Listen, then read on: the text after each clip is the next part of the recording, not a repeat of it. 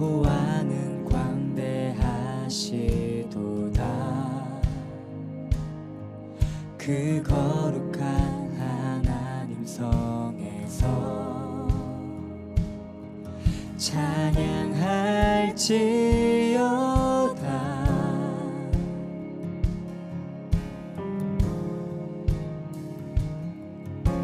주 승리 우리에게 주셨도다. 모든 원수 물리치셨네. 엎드려 절하세.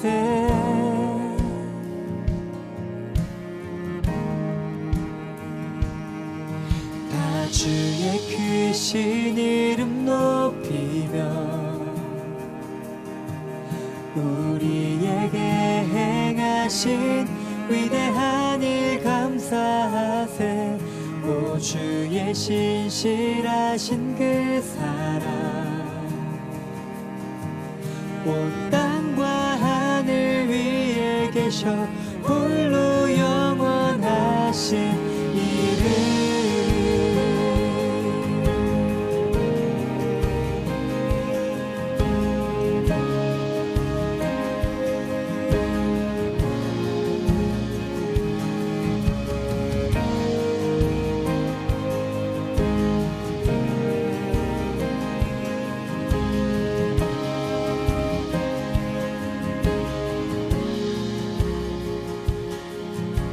주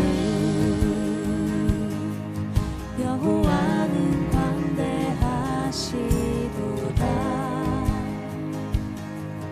그 거룩한 하나님 성에서 찬양할지어다.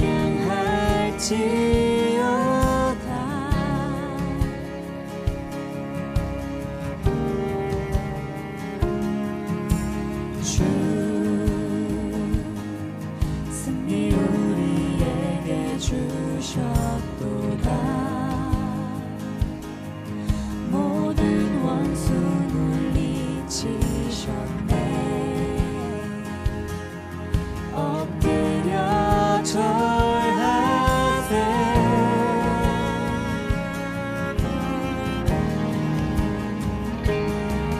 다 주의 크신 이름 높이며 우리에게 행하신 위대한 일 감사하세. 오 주의 신실하신 그 사랑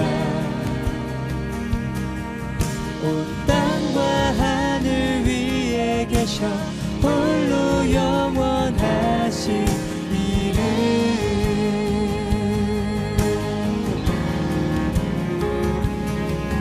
다 주의 크신 이름 높이며 우리에게 행하신 위대한 일 감사하세. 오 주의 신실하신 그 사랑 온 땅과 하늘 위에 계셔 홀로 영원하신 이름. 다 주의 크신 이름 높이며 우리에게 행하신 위대한 일 감사하세. 오 주의 신실하신 그 사랑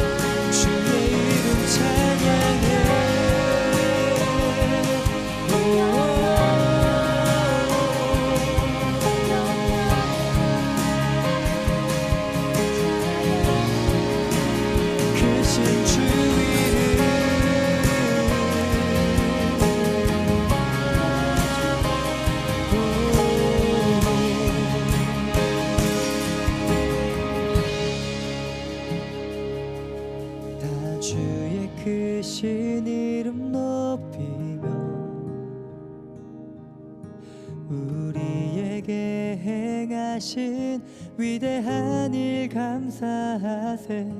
오 주의 신실하신 그 사랑 온 땅과 하늘 위에 계셔 홀로 영원하신 이름.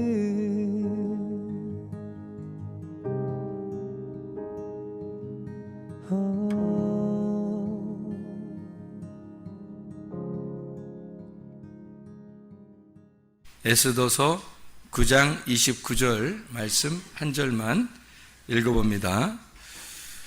아비하일의 딸 왕후 에스더와 유다인 모르드게가 전권으로 글을 쓰고 불임에 대한 이 둘째 편지를 굳게 지키게 하되, 이렇게 되어 있습니다.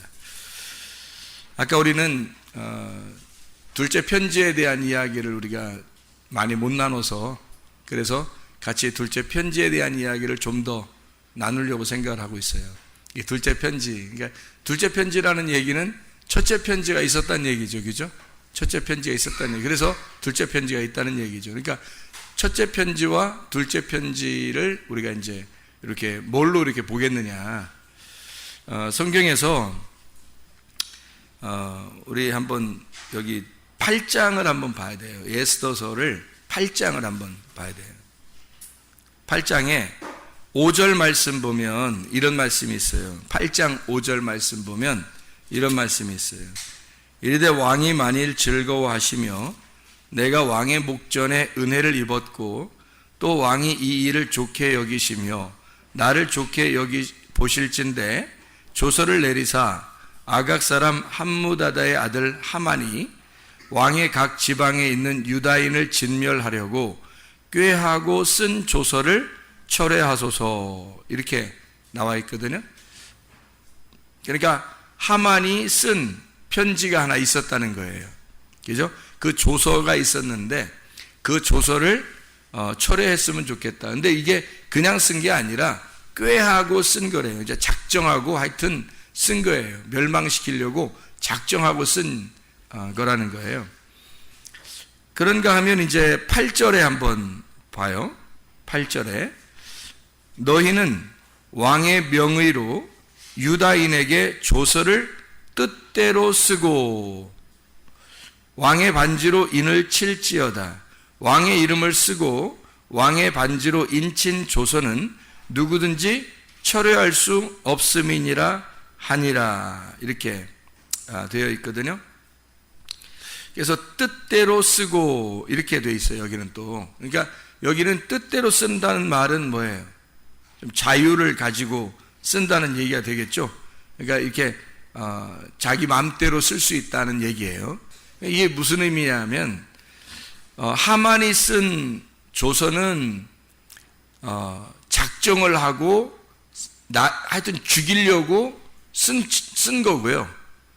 여기 지금 이 모르드게, 에스더와 모르드게한테 너희들의 뜻대로 편지를 써라, 너희들의 뜻대로 조서를 써라 할 때는 이거는 자유를 가지고 너희들이 스스로 그걸 써라, 이런 얘기거든요. 마음대로 써라, 그 말이에요. 마음대로. 그게 이제 좀 다르죠. 첫 번째 조서는 나를 죽이려고 하는 죄와 사망의 법을 말하는 겁니다. 죄와 사망의 법. 그리고 여기 뜻대로 쓰고 라고 하는 건 자유가 있겠죠, 아무래도. 그러니까 살리려고 쓰는 거죠, 이거는. 그러니까 죽이려고 쓰는 건 하만이 쓴 거고, 모르드게하고 에스더가 쓰는 것은 우리 유다인을 살리려고 하는 거잖아요. 그렇죠? 살게 하려고 쓰는 거니까 생명의 성령의 법이 되는 겁니다. 생명의 성령의 법. 이렇게 조서가 두 개로, 법이 두 개로 나누어져 있다 하는 얘기예요. 첫 번째 법은 우리를 죽이려고 하는 법이고, 두 번째 법은 우리를 살리려고 하는 법이다. 이렇게 이해할 수가 있겠죠. 그래서 이 편지를 두 번째 편지라고 이렇게 이야기하는 것은 우리에게 살기 위한, 삶에 대한 편지란 말이에요. 두 번째라고 하는 건 삶에 대한 편지라는 거죠. 그러니까 이 삶에 대한 편지라고 하는 건 우리를 살리려고 하는 편지가 되겠죠. 그래서 이게 뭐냐면 부림이라 그래요. 부림. 부림이라는 건 아까 우리가 얘기했듯이 푸르라고 하는 단어를 이게 그 복수로 쓸 때 푸림 이렇게 쓰는 거예요. 푸르는 이제 단수고 그거를 복수로 쓸 때 푸림 이렇게 쓰는 거거든요. 그게 완전히 취하다, 완전히 이제 해결됐다는 얘기고, 제비가 완전히 뽑혀서 이미 선택이 되었다, 이제 끝났다, 이런 얘기예요. 다 완성이 됐다, 그런 의미죠. 그러니까 완성이 됐다는 것은 뭐가 우리에게 이루어진 거예요. 샬롬이 이루어졌단 말이에요. 평화가 이루어졌다. 그러니까 우리에게 이제 죽음이 아니라 평화가 이루어졌다, 이제 그런 의미가 되는 거죠. 그래서 그걸 부림을 지켜라, 이제 그런 이야기가 이제 에스더서의 그 막바지에서 그 이야기들을 해주고 있는 겁니다. 그러니까 그걸 기념하라는 거죠. 그 부림을 기념하라. 그러니까 너희들이 완전히 속했고 너희들이 완전히 구속받았다. 그것을 기념하기 위해서 둘째 편지를 쓰고 그것을 기억했으면 좋겠다 하는 내용들이 여기에 나와 있는 이야기입니다. 우리는 아까 성경 공부를 하면서 와스디가 에스더로, 하만이 모르드게로 되는 그 장면을 우리가 같이 공부를 했어요. 그리고 표면적 유대인은 이면적 유대인이 돼야 된다, 율법은 은혜로 바뀌어야 된다, 이런 이야기를 했습니다. 그리고 금식하고 기도한다, 금식하고 기도한다 할 때 그 금식하고 기도한다고 하는 건요, 금식이라는 게 먼저 있고 그 다음에 기도한다고 하는 게 있어요. 그러니까 금식만 해서는 안 되고 금식과 기도가 같이 있어야 된다, 이런 이야기를 우리가 했습니다. 왜 그러면 금식이라는 것은 뭘 정지하는 것을 말하는 거고요, 중지하는 걸 말하고, 기도하는 것은 뭔가 흐름, 교통을 말하는 거예요. 그러니까 뭐를 정지하고 뭐와 교통하라는 얘기예요. 금식이라고 하는 건 하만과의 관계를 끊고, 그게 금식이에요. 하만과의 관계를 끊고 그리고 모르드게와 함께 교통해라.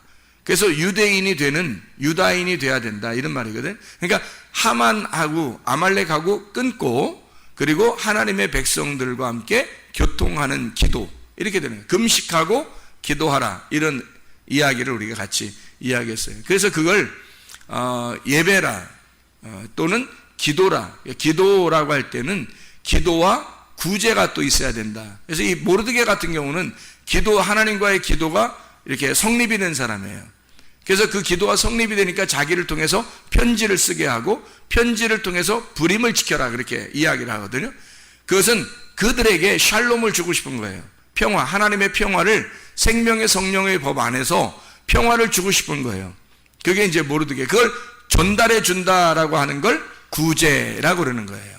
그러니까 전달해 준다, 내게로부터 다른 사람에게 내가 가지고 있는 걸 전달해 준다, 이걸 구제라, 그렇게 이야기하는 것입니다. 이 평안이라고 하는 게요, 평안, 샬롬이라고 하는 거는 히브리어로 그 헬라어로는 에이레네라고 그래요. 신약에서는 에이레네라고 하는데, 이 에이레네라는 그 원래 단어가 어떤 의미냐면 결합한다는 의미를 가지고 있어요. 화목한다는 의미를 가지고 있습니다. 그런 이제 이것을 염두에 두고 평화라고 하면 뭐를 평화라고 이렇게 할까? 평화롭다, 이런 걸 평화라고 이렇게 할 수 있어요. 그러니까 물이 잔잔하다, 이런 걸 생각하면 되죠. 물이 잔잔하다, 평화롭다, 그렇게 할 때 평안, 에이레네, 이렇게 보면 되는 거죠. 막 이렇게 요동치고 이러는 건 두려움이죠. 무섭고 두렵고 싸납고 뭐 이런 거죠. 근데 평안하다 그러면 이게 물이 잔잔해졌다, 그 말이에요. 그러니까 그 화평해졌다, 예수의 평안이 우리에게 왔다, 그 말이고, 보혜사와 관계가 있어서 그 보혜사가 진리의 성령이 우리에게 오시면 평안을 준다는 거예요. 너에게 평강이 있을지어다 할 때도 예수님이 부활하시고 난 다음에 평강이 있을지어다, 그런 얘기는 너희들의 마음이 물결이 잔잔해졌으면 좋겠다, 그런 이야기예요. 그 물결이 잔잔해진다는 말은 어떤 의미로 다시 말할 수 있을까? 제가 물어보지 않고 그냥 제가 대답하는 편이 훨씬 더 나을 거예요. 물결이 잔잔해졌다, 이런 의미는 속에 이렇게 뭐가 요동치는 게 없이 평안해졌다, 그런 말이잖아요. 그러니까 이제 속에서 뭐가 안 일어나는 거냐면 서로 싸우는 게 없다는 얘기예요. 그죠? 전쟁이 없단 말이야. 내 속에서 전쟁이 사라졌다. 이걸 평안이라 그러는 거예요. 평안. 그러니까 전쟁이 없어졌다. 전쟁이 끝났다는 말은 뭐냐면 속에 사람이 마음이 두 개가 있는데 그 두 개의 마음을 이렇게 두 개의 마음이 있으면 이렇게 막 싸우거든요. 두 개의 마음이 하나로 평정을 이루었다는 말이에요. 그러니까 평화라고 그러죠.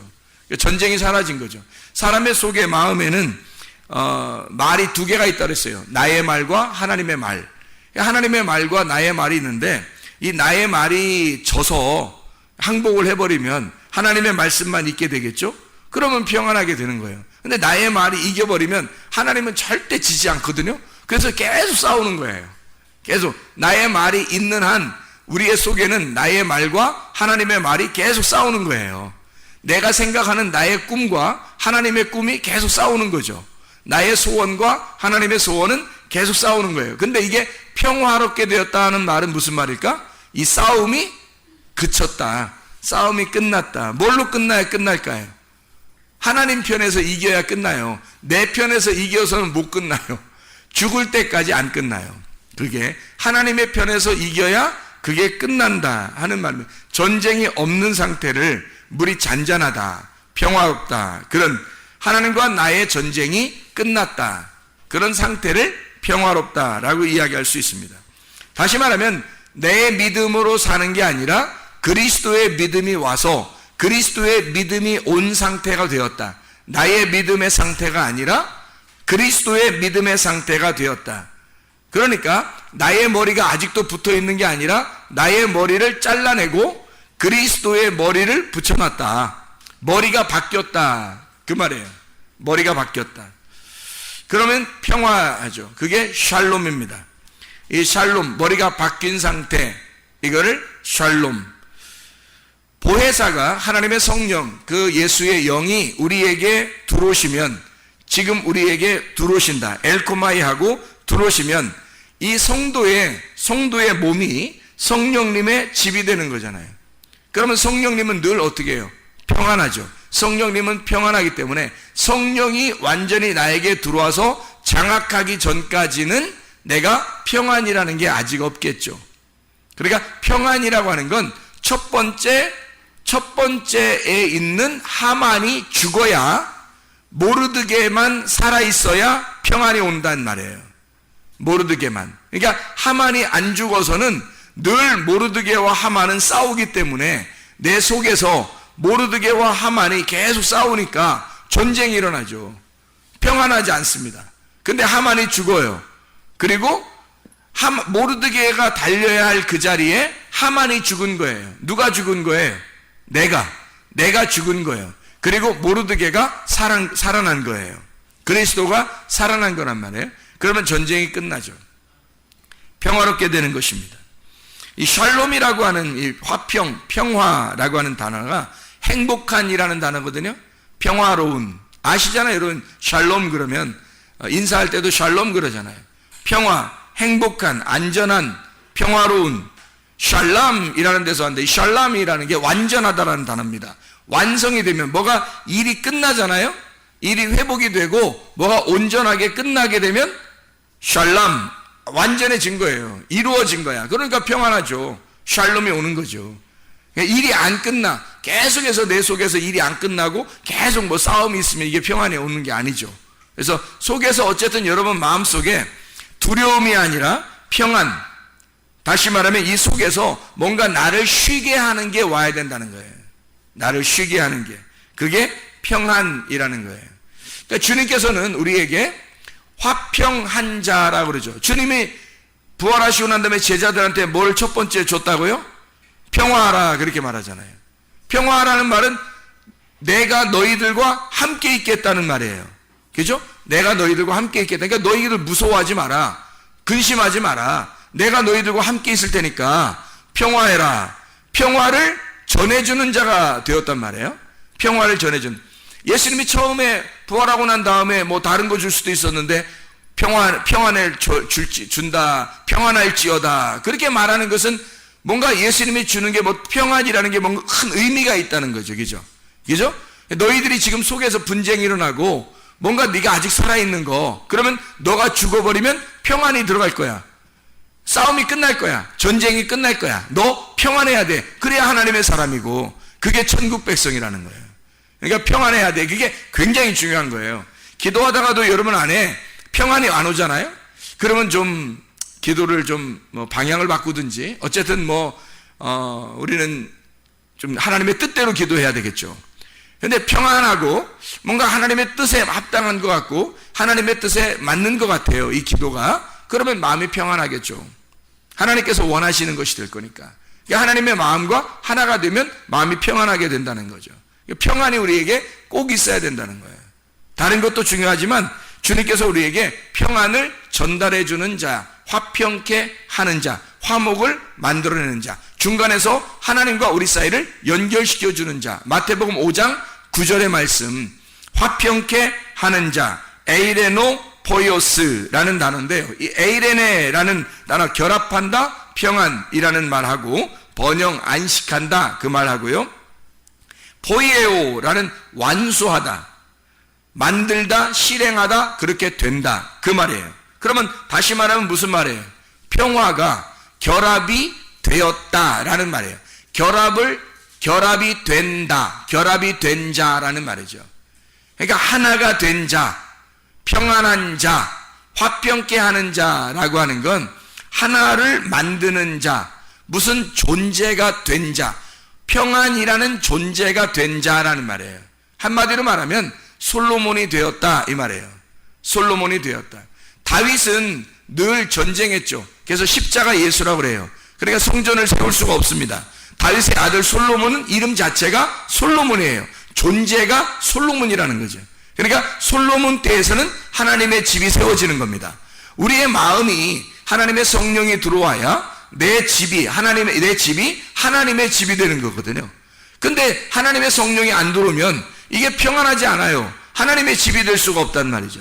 그러니까 하나님의 성령이 들어오면 우리를 하나님의 집으로 만든다는 거예요. 하나님의 성전이 되도록 만드는 거. 다시 말하면 솔로몬이 되게 만드는 거죠. 솔로몬이 되게 만들어. 다윗은 성전을 세우고 싶었지만 십자가 예수님이라 그래서 성전을 세울 수가 없다고 그렇게 이야기했고, 솔로몬 그 아들에게는 성전이 세워질 것이다 라고 하나님이 약속했단 말이에요. 그 말은 진정한 평안이 네 속에 올 때 하나님의 집이 이루어질 것이고, 솔로몬이라는 존재가 될 때 그때 하나님의 집, 하나님의 성전이 될 것이다 라고 하는 것을 이야기하는 거죠. 화평이라고 하는 거, 에베소서 2장 한번 보면, 에베소서 2장 13절에 에베소 2장 13절에 이런 말씀이 있어요. 뭐라 되면, 이제는 전에 멀리 있던 너희가 그리스도 예수 안에서 그리스도의 피로 가까워졌느니라. 그는 우리의 화평이신지라. 누가요? 예수 그리스도가 화평이신지라. 둘로 하나를 만드사 원수된 것 곧 중간에 막힌 담을 자기 육체로 허시고, 이렇게 되어 있거든요. 둘이 하나를 만드는 존재, 그게 화평, 예수님이 화평이신 존재라는 겁니다. 둘을 하나로 만드는 존재, 솔로몬이라는 얘기예요.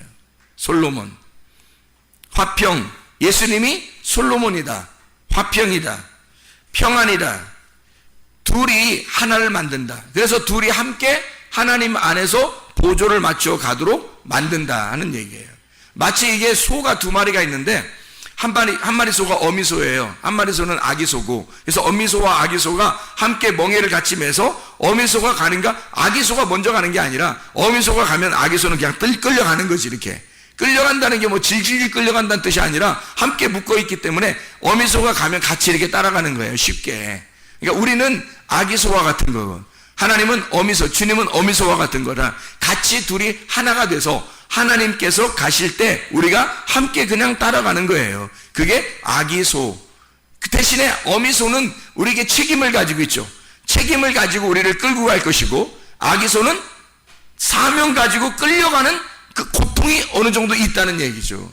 그리스도를 따라가는 데 있어서는 항상 뭐 즐거움만 있는 게 아니라 뭔가 주님 안에서 고통스러운 일도 있다는 얘기예요. 근데 그것이 어미소와 함께 가기 때문에, 하나님과 함께 가기 때문에 그렇게 어렵지 않다는 겁니다. 그 일이 다 이루어질 수 있다는 거예요. 하나님의 그 농사를, 하나님이 농사 짓는데 어디를 농사 짓겠어요? 하나님이요. 어디 농사 짓겠어요? 내 마음을 농사 짓는 거란 말이에요. 내 마음을 농사 짓는 거야. 근데 누가 농사 짓는 거야? 어미소와 아기소가 함께 농사를 짓는 거야. 근데 그 농사가 완전히 이루어지겠어요? 안 이루어지겠어요? 이루어져죠. 왜 이루어지죠? 아기소가 활동하는 게 아니라 어미소가 다 하니까. 어미소가 하니까 나는 그냥 좀 고통스럽지만 가만히 따라가면 다 농사는 이루어지게 돼 있어요. 내 마음의 농사는. 하나님이 다 이루신단 말이에요. 에베소서 4장 3절 말씀을 한번 이렇게 보면요. 에베소 4장 3절 말씀 이렇게 되어 있죠. 평안에 매는 줄로 하나 되게 하신 것을 힘써 지켜라. 그런 말씀이거든요. 하나 되게 하신 것, 헤노테스, 하나됨, 연합, 헤이스에서 나왔는데 하나라는 겁니다. 하나됨, 지켜라 라고 하는 것인데 테레오라는 말입니다. 벗어나지 마라는 뜻입니다. 이게 테레오, 벗어나지 마라, 꼭 지켜라 그 말이에요. 그걸 힘써 지켜라는 말이 나오는데 이 힘써라는 말이요, 스푸다조라는 단어입니다. 이 스푸다조는요, 서둘러 열심히 예배하고 공부하라는 단어예요. 열심히 예배하고 공부해라. 스푸데에서 나온다는데요, 이게 열심, 속도입니다. 속도. 스피우도라는 말인데 그 말이 속도를 내다, 재촉하다. 푸스, 발입니다. 여러분의 발이 어디에 있는가? 발이 어디에 소속되어 있는가? 여러분은 어디로 빨리 달려가고 있는가? 어디에 지금 머물러 있는가? 그게 스푸다조예요. 이게 서둘러서 열심히 공부해라. 예배하고 공부해라. 그것을 굳게 힘써 지켜야 된다. 뭐를? 하나됨을 힘써 지켜야 된다. 그러니까 이게 성경이라는 게 뭐예요? 하나님과 우리를 하나 되게 하려고 그리스도가 온 거예요. 그리스도가 화평이 되셨다는 거예요. 평안이 되셨다는 거예요. 그러니까 우리가 평안이라는 게 얼마나, 그러니까 우리가 내가 평안이 있나? 이거 깊이 생각해 봐야 되겠죠. 내가 진짜 평안한가? 내 마음은 진짜 행복한가? 나는 평안한가? 이게 하나님하고 나하고 이렇게 하나가 되게 하려고, 그러면 평안하다는 거예요. 그러면 샬롬, 솔로몬이 온다는 거예요. 솔로몬이 된다는 얘기야. 근데 그걸 누가 만드냐면 예수님이 가운데서 샌드위치처럼 가운데 잼이 되셔서 하나님과 나를 붙여놓는 거예요. 이렇게. 그래서 맛있는 빵을 만들어낸다는 거죠. 그렇게 주님이 화평이 되신지라 우리 둘을 하나로 만들려고 이렇게. 그러니까 그 하나됨을 힘써 너희들 부지런하게 말씀을 공부하고 예배에서 부지런하게. 그 스푸다조가요, 스피드가 거기서 나온 거예요. 사람들이 스피드 해야 된다 그런 말 하잖아요. 스피드가 빨리 이렇게 속도가 나야 된다. 하여튼 빨리빨리 하자. 우리 한국 사람들 하여튼 빨리빨리 하자 이런 거 유명하잖아요. 이게 신앙생활에서는 진짜 빨리빨리 해야 됩니다. 신앙생활에서 가다가요 멈추잖아요? 그럼 넘어져요. 가다가 서 있는 자, 정지된 사람은 넘어진 거예요. 그게. 왜냐면 계속 예수님은 계속 앞으로 가고 있는 거거든요. 근데 우리가 딱 정지해 있으면 넘어진 거죠. 함께 계속 앞으로 전진해 나가야 그게 양이라는 거예요. 한 걸음이라도 앞으로 나가야 되는 것입니다. 그렇게 보조를 맞추어 예수님의 그 전진하는 그 예수님 앞에 같이 나가야 되니까 반드시 스피드가 있어야 되는 거예요. 그게. 그래서 힘써 그걸 지켜라. 어떻게? 하나됨을. 이건 반드시 네 보조, 발을 반드시 지켜내야 된다는 거예요. 기독교인이 된다는 것은 게을러서는 절대 안 됩니다. 게으르면 힘들어요. 기독교인이 된다는 건 부지런해야 되는 겁니다. 새벽도 부지런해야 되죠. 저녁에도 부지런해야 돼요. 늘 부지런해야 된단 말이에요. 그게 기본이에요. 부지런한 믿음이 있어야 된다는 겁니다. 부지런한 믿음. 그냥 게으른 믿음은 버텨낼 수가 없어요. 그러다가 너무 힘들어서 딱 정지했는데 예수님은 잘 가 있어요. 그럼 여기는 벌써 넘어져 있는 거죠. 예수님은 계속 앞으로 가고 있으니까. 우리가 힘들어 좀 쉬었다면 그냥 우리는 정지에 넘어져 있는 상태란 말이에요. 그게. 그러니까 믿음이라고 하는 게, 믿음이 뭐냐 이거야. 믿음이 뭔 것 같아요. 믿음이 의리예요. 의리. 언약을 끝까지 지켜내는 거, 그걸 믿음이라, 피스티스라고 그러거든요. 피스티오. 근데 이 믿음이라고 하는 건 한번 우리가 풀어서 잘 한번 생각해 봅시다. 믿음이라고 하는 건 예수를 찾아낸 거, 이게 믿음입니다. 예수를 찾아낸 게 믿음이에요. 그러면 예수를 찾아내지 못했다는 말은 믿음이 없다는 말이죠. 믿음이 예수니까 예수라는 그 믿음을 내가 찾아내면 그게 믿음 있는 거예요. 근데 못 찾아내면, 자, 밭에 보화가 있는데 보화를 찾아내면 보화를 발견한 사람이 된 거고, 믿음이 있는 사람이고, 믿음이 그 속에 숨겨 있는데 그거를 발견해낸 거고, 보화를 발견하지 못하면 그 밭만 쳐다보고 있으면 믿음이 없는 거예요. 예수를 발견 못했거든요. 찾아내지 못했단 말이에요. 보화를 발견하지 못했단 말이에요. 믿음이 있는가? 믿음은 예수를 찾아낸 거예요. 찾아내니까 어떻게 돼요? 예수를 알게 되겠죠. 예수를 아는 게 믿음이에요. 그러니까 예수를 그냥 아는 게 아니라 몸과 마음으로 알아야 되는 거예요. 예수를 안다는 건 누구를 안다는 거예요? 그 아버지 하나님을 안다는 얘기입니다. 예수를 발견했다는 말은 예수가 하늘에서 이 땅에 오셨기 때문에 그 예수를 발견했다는 말은 하나님을 알게 됐다는 말이에요. 예수가 하나님을 알려주려고 온 거잖아요. 하나님을 알려주려고, 하나됨을 알려주려고 왔단 말이에요. 그러니까 우리는 예수를 안다는 것은 하나님을 비로소 알게 되었다라는 말이 되겠죠. 믿음이라는 거, 그러니까 믿음을 잘 이해해야 되겠습니다. 하나님을 안다는 거, 이것은 뭘 안다는 거예요? 성경을 안다는 거죠. 성경을 알게 되었다. 드디어 우리가 이 성경이라는 걸 알게 되었다. 자, 머리로 이 성경을 이렇게 본문을 이렇게 알게 된 사람이 있어요. 성경을 보다 보면, 그죠? 그리고 설교를 들을 때 머리로 이해가 된다, 뭐 이런 사람이 있어요. 머리로는 참 이해가 된다. 아니 뭐 자세히 설명해 주는데 머리로도 이해가 안 되면 뭐 어떻게 되겠어요? 머리로는 이해가 된다 이거예요. 그렇게 머리로 이해가 되는 걸 뭐라고 그러냐면 표면적 유대인이라 그러는 거예요. 표면적 유대인, 겉으로 깨닫게 됐다는 말이에요. 이 속에는 내용을 아직 발견하지 못했다는 말이죠. 그래서 마음으로 하나님의 말씀의 뜻을 알게 된 거, 이걸 뭐라고 그러냐면 이면적 유대인이라 그래요. 진짜 유대인을 말하는 거예요. 표면적 유대인은 이방인과 같은 거예요. 껍데기죠. 이방인과 같아서 그걸 하만이라고 하는 거예요. 모르드게는 이면적 유대인이라 그래요. 모르드게가 저기 성경에 써 있잖아요. 칠판에도 써 있죠, 그죠? 모르드게가 이면적 유대인이란 말이에요. 표면적 유대인이 하만이라고요. 근데 그 이방인이란 말이에요. 그죠? 아말렉. 그게 나라고요. 그러니까 나라는 것이 표면적이란 말이에요. 그게 그 표면적인 유대인이, 이면적인 유대인, 진짜 유대인은 그리스도를 말하고, 표면적인 유대인을 이방인이라고 그래요. 이방인을 뭐라고 이야기하냐면, 이방인을 하나님을 모르는 사람을 이방인이라 그러는 거예요. 하나님을 모르는 사람. 그럼 하나님 모르는데 세욕을 따른데 또 세욕, 욕정이 강하다 이 말이에요. 정욕적이라 이거예요. 음란하다. 여러분이 이 세상 이렇게 볼 때 사람들이 막 음란한 사람들이 많이 있어요, 없어요? 많죠? 음란한 사람들이 많아요. 혼자 있을 때도 음란하고 사람들과 함께 있을 때도 음란하고 막 음란해요. 이 세상이 그런 음란한 세상에서 음란한 세상을 이렇게 보여주는 게 그 뭐겠어요? 그 사람들이 보여주는 거예요.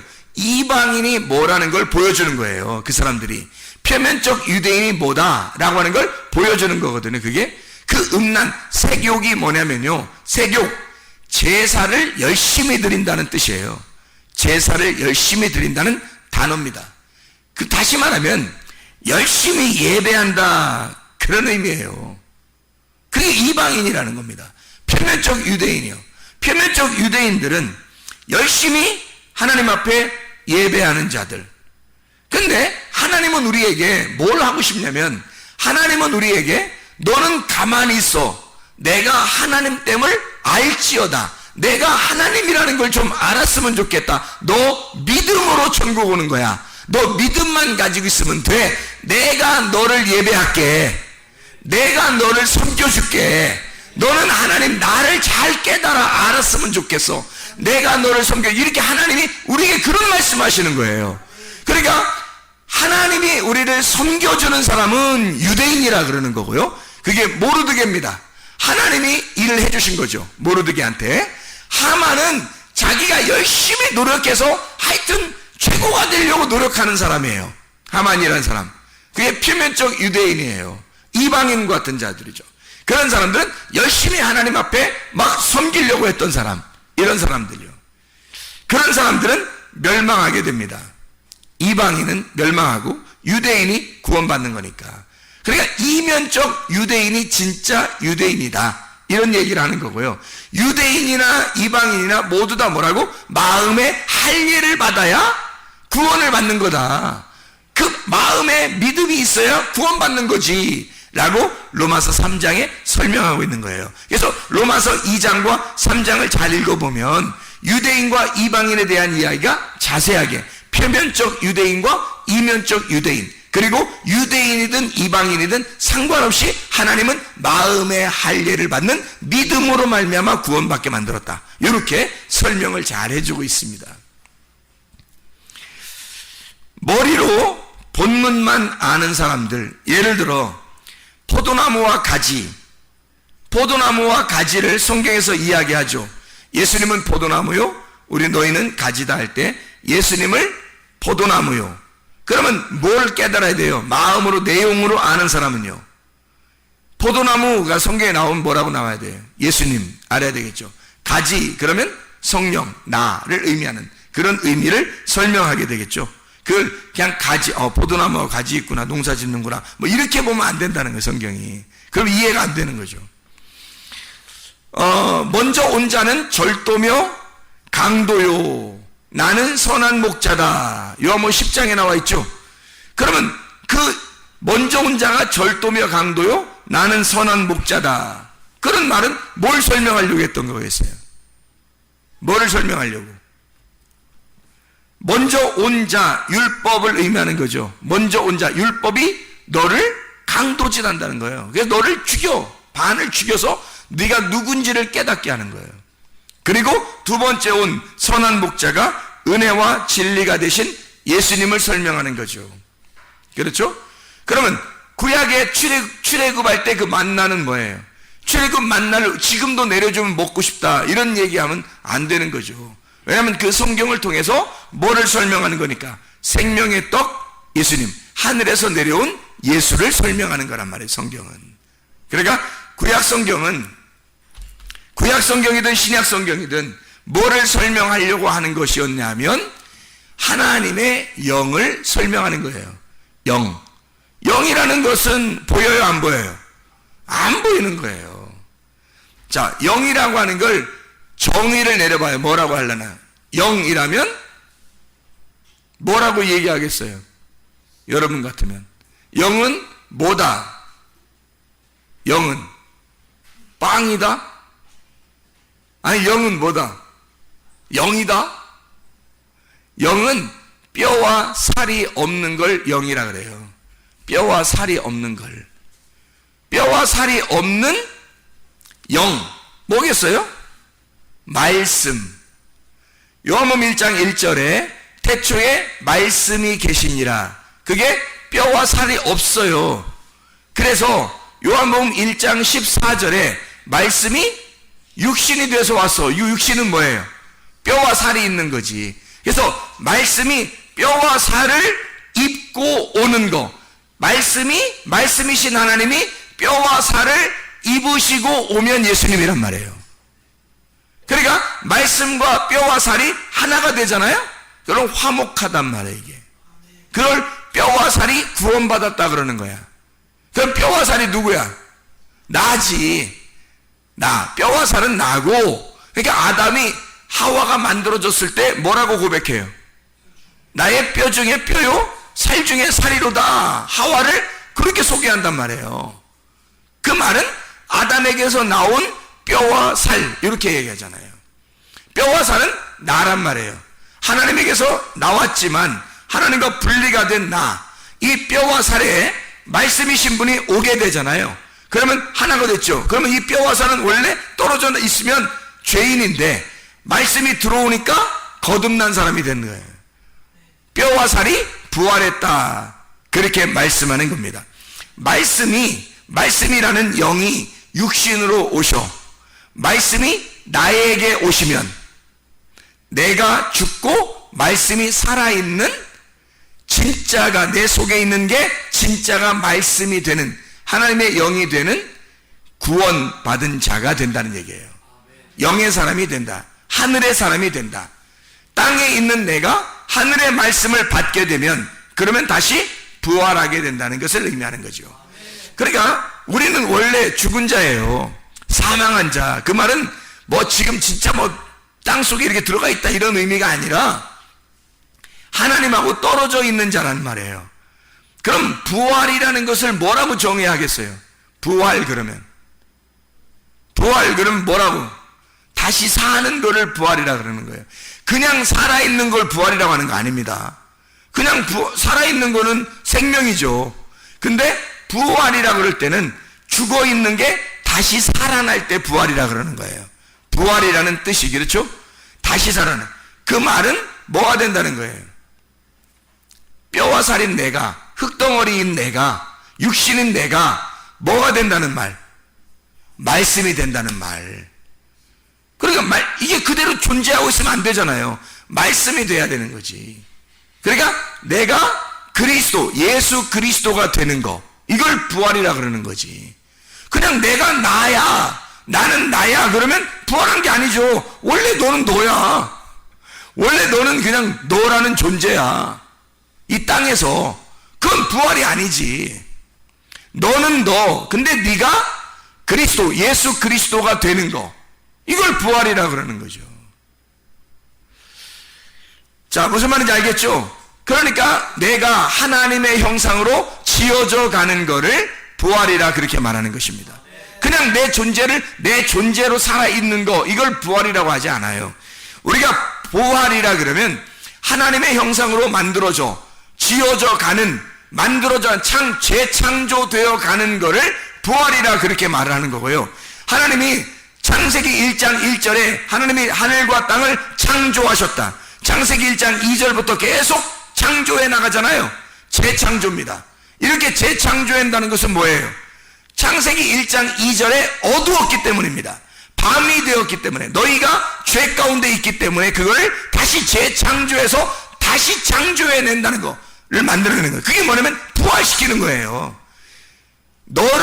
네 어둠인 너를 발견하게 됐을 때 너를 다시 살려내서 하나님의 형상으로 다시 너를 부활시키겠다는 말이 창세기 1장에 나와 있는 말씀이에요, 여러분. 그러니까 성경은 우리가 땅에 있는 내가 하늘 보좌에, 하나님의 보좌에 앉게 되는 날까지 계속 하나님으로 만들어져 나가는 겁니다. 그게 지금 우리의 삶, 지금 이 땅의 삶이에요. 하나님의 형상으로 만들어져 나가는, 그게 주님의 재림이라고요. 그게. 그러니까 주님이 내게 오시면서, 주님이 오늘도 그 말씀이 오시면서, 그 생명이 내게 오시면서, 주님은 이미 살아있는 자예요. 그분은 이미 생명이 있는 자라고. 그러니까 예수님이 길이고, 예수님이 진리고, 예수님이 생명이라고요. 그 생명이 내게 들어오시면 난 다시 살아나는 부활이 되니까 계속 예수님이 재림하셔야죠. 나에게 재림하시고 엘코마이 하셔서 내 속에 그 말씀이 계속 내 육신에 들어와야 한다는 겁니다. 말씀이 들어와서 나를 살려내는 거죠. 살려주는 자가 자기는 스스로 살아있는 자예요. 우리는 죽은 자니까 그 말씀으로 우리에게 들어와서 살려내는 겁니다. 계속해서 살려내는 거예요. 말씀이 들어와서 말씀이 계속해서 들어와가지고 우리를 살려내는 거예요. 이게 교회 생활입니다. 이게 지금 우리가 이 교회 생활하는 건 내가 살기 위해서, 여러분. 자기들이 살기 위해서예요. 이게 교회 생활이라고요. 죽은 내가 죽어 있으니 내가 스스로 살아날 수가 없어요. 누군가가 나에게 호흡을 주지 않으면, 누군가가 나에게 나를 섬겨주지 않으면, 누군가가 나를 서포트해주지 않으면 나는 살아날 수가 없단 말입니다. 그러니까 그 말씀이 나를 살려내는 거예요. 말씀이 자기가 말씀이 침투해 와서 우리를 살려내는 겁니다. 요한복음 1장 14절과 창세기 2장 7절은 같은 말씀이죠.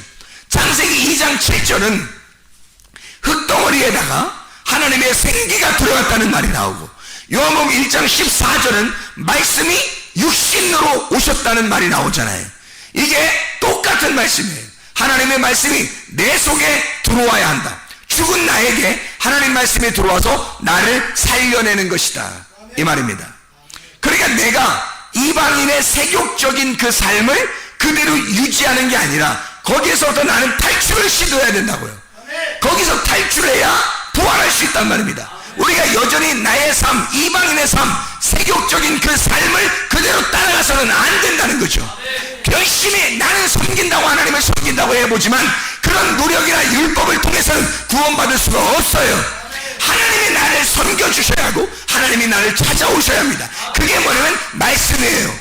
말씀이 여러분에게 침투해 들어오고 말씀이 여러분을 살려내는 것입니다. 그러니까 우리는 이런 이방의 삶에서 너희는 떠나라, 그런 삶에서 음녀의 길에서 너는 떠나라, 그거거든요. 그게 하만에게서 떠나라, 그리고 모르드게와 하나가 되란 말이에요.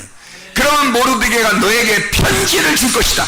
생명의 성령의 법에 편지를 줄 것이다. 너는 그 법 안에서 자유하게 될 것이다, 그 말이거든요. 요한계시록 18장 4절에 내 백성아 거기서 나와라 그랬거든요. 내 백성아, 이 남성 단수입니다. 남성 단수. 내 백성아 거기에서 나와라. 뭐에서 나오란 말이에요? 내 백성아 거기에서 나와라. 음녀에게서 나오라는 거예요. 음녀에게서. 그 음녀가 뭐냐고요? 이 선악과에서, 땅의 말씀에서 나와라. 그 음녀라는 그녀의 재앙, 이 그녀가 여성 단수입니다. 신부 교회가 돼야 되는데 먼저 음녀를 만나면 우리는 망하는 거예요. 그 음녀는 재앙을 받기로 결정되어 있는 성경의 규칙상 음녀는 재앙을 받기로 되어 있었단 말이에요. 근데 거기에 같이 우리가 있으면 우리도 같은 재앙을 받을 거 아니냐, 하나님의 진노를 받을 거 아니냐 이거야. 거기에서 빠져나와야죠. 그래서 그녀의 여성 단수입니다. 재앙을, 플레게, 상처, 때려, 재난을 주는 거, 플레소, 때리다, 플라소, 빚다, 만들어 막 형성해 나가는 거,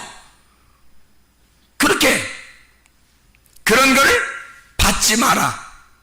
너 그냥 아주 막 부셔버리는 거, 이런 거 너는 받지 마라. 그녀가 받을 거니까, 음녀가 받는 거니까, 하만이 죽는 장소에 있는 거니까 거기에 같이 있으면 함께 죽는 거예요. 하만과 10아들이 어떻게 됐어요? 하만과 10아들이 함께 나무에 달려 죽잖아요. 에스더서 9장을 보면 유다인 모르드게를 통해서 완전히 이게 바뀌죠. 역전이 되어버립니다. 역전이 돼서 9장 14절에 말씀해 보니까 왕이 그대로 행하기를 허락하고 조서를 수산에 들이니 하만의 10아들의 시체가 매달리니라.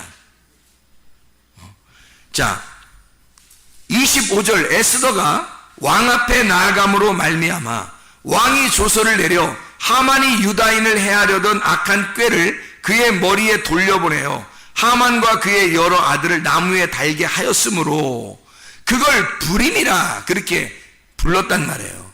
그 말은 한쪽을 죽이고 한쪽을 부활시킨다는 얘기입니다. 한쪽을 죽이고 한쪽을 부활시키고, 이게 어디에서 일어나는 사건이에요? 내 안에서 일어나는 사건이 되어야 된다는 거죠. 하나님이 그렇게 우리를 자, 그러면 한쪽을 죽여야 되는데 그 죽이는 게 성경이에요. 선택을 해야 돼. 한쪽은 죽이고 한쪽은 살리는 게 이게 하나님의 선택이에요. 근데 하나님의 선택에서 자, 에서와 야곱이 있다고 해요. 그럼 여러분이 에서가 잘 나가는 사람이야. 야곱이 오히려 고생한 사람이에요. 그럼 여러분 어디에 붙겠어요? 야곱에 붙어야 되는 거예요. 둘째 아들 야곱에. 그래야 이스라엘의 축복을 받는 겁니다. 에서에게 붙었다가는 하나님의 선택에서 벗어나는 거예요. 그러니까 하나님이 선택, 제비를 뽑아가지고 하나님이 하나님의 사람을 선택하는, 그게 불임절이에요. 하나님이 선택하는 자. 여러분, 하나님 선택하려면 한쪽을 죽이고 한쪽을 부활시켜야 되는 거 아니에요. 그쪽을 선택하는 하나님의 선택권이란 말이에요. 그러니까 우리는 죽는 쪽에 선택하지 말고 사는 쪽으로 선택을 해야 되겠죠. 그러니까 내 속에서 죽음에 있어 죽어가야 할 나를 너무 아쉬워하지 말란 말이에요. 부활해야 할 내가 있으니까, 부활해야 할 내가 살아나야 하니까 당연히 내가 죽어야 하죠. 나는 죽고 그리스도가 살아야 하니까 멸망받을 그 음녀의 자리에 네가 있지 말고 거기서 빠져나오라는 거예요. 벗어나라는 거야. 그래야 네가 살 것이라는 거예요. 음녀의 자리에서 벗어나오면 그리스도의 신부가 됩니다.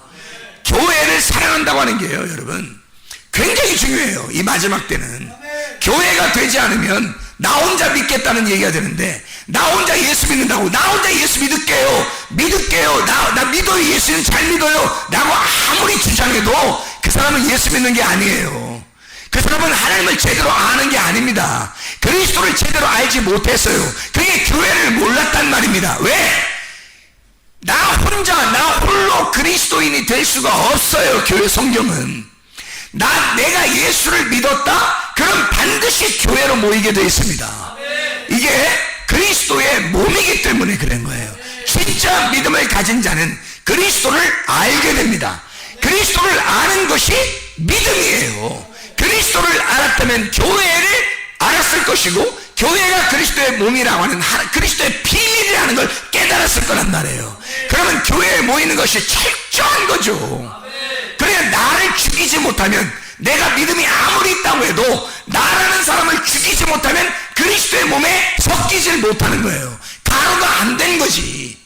나라는 사람을 죽여야, 가루를 내야 그리스도의 한 덩어리 가루들이 모여서 한 교회를, 하나의 빵을 형성하는 겁니다. 그래서 교회로 반드시 모이는 것은 겸손을 의미하는 거고요. 교회에 모이지 않고 믿음을 생활한다고 하는 사람들은 교만을 상징적으로 말씀하는 것입니다. 그건 반드시 교만해서 그런 거예요. 겸손하다면 와서 부딪히죠. 와서 부딪히고 깨지고 가루가 돼서 한 덩어리가 될 것입니다. 오직 그리스도의 영광을 위해서 살아갈 것입니다. 자기를 죽이려고 할 것입니다. 그리스도만 부활시키려고 할 것입니다. 날마다 엘코마에 하신 그 주님이, 하나님의 성령이 여러분에게 날마다 오늘도 말씀으로 오셔서 여러분 자신을 죽이고 그리스도 예수를 부활시키기를 바랍니다. 기도하겠습니다. 우리 하나님 아버지, 사랑과 은혜를 감사를 드립니다. 아버지 하나님, 우리의 속에 하만이라고 하는 것을 죽이고 모르드게를 부활시켜서 그리스도 예수 안에 교회로 함께 모이고 교회를 사랑하고 교회 안에서 주를 위해 살다가 주님 만나는 귀한 은혜가 있게 도와주시옵소서. 예수 그리스도 존귀하신 이름 받도록 기도드렸사옵나이다. 아멘.